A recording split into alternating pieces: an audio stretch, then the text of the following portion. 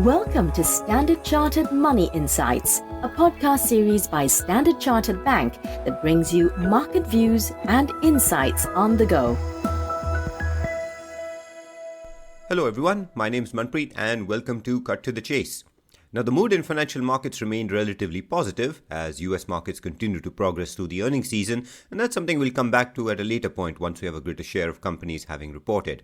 The main focus for now though is still on central bank meetings, particularly in Europe where political uncertainty in Italy is adding to the event risk. But before we get to that, let's start with the Bank of Japan, which is also set to complete its usual scheduled policy meeting.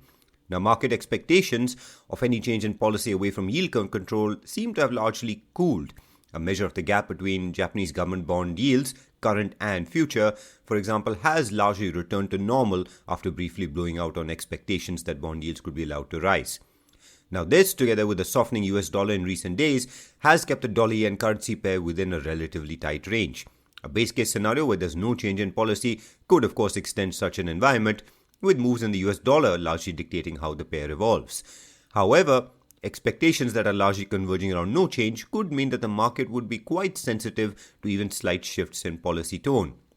That of course leaves us with a bearish bias on the dollar-yen currency pair, with a move towards 130 of course being possible in the event that we get a more significant policy surprise. Now moving to Europe, we had discussed yesterday how the focus was not only likely to be on the possibility of a 50 basis point rate hike, but also on details of the proposed anti-fragmentation tool and of course resumption of the Nord Stream 1 pipeline. Now the focus on the anti-fragmentation tool took on new urgency overnight, with political events in Italy looking likely to lead to a resignation of Mario Draghi's government. The spread between German and Italian government bond yields did widen, and recall this is one commonly followed measure of peripheral European bond market stress, and this of course puts greater pressure on the ECB to have details of its tools available to avoid this measure of stress widening further as it embarks on a rate hiking cycle. Now we retain a range-bound view on the euro-dollar currency pair, though a 50 basis point rate hike and a strong message on anti-fragmentation could add an upward bias within that. Markets and policymakers meanwhile are watching how the resumption of gas flows to the Nord Stream pipeline resumes today. Gas orders suggest flows are likely to resume to about 40% of pipeline capacity, which is similar to levels that were seen before the scheduled maintenance shutdown, but orders of course are no guarantee of actual flows.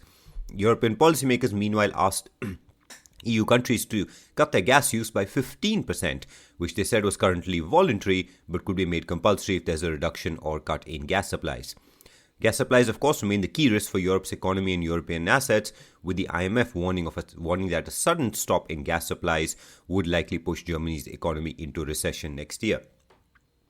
So overall, room for a downward move in dollar-yen and a possible upside bias within the range for euro-dollar. These are some of the possible short-term outcomes in markets around the upcoming central bank meetings, even as we continue to monitor incoming US earnings. So, two possible opportunities for now, but we'll pause there. As always, if you enjoyed this podcast, please don't forget to rate and like it. Thanks for listening, and we wish you a happy trading day ahead. Thank you for listening to Standard Chartered Money Insights, a podcast series by Standard Chartered Bank. For more details on the latest market insights, subscribe to Standard Chartered Money Insights.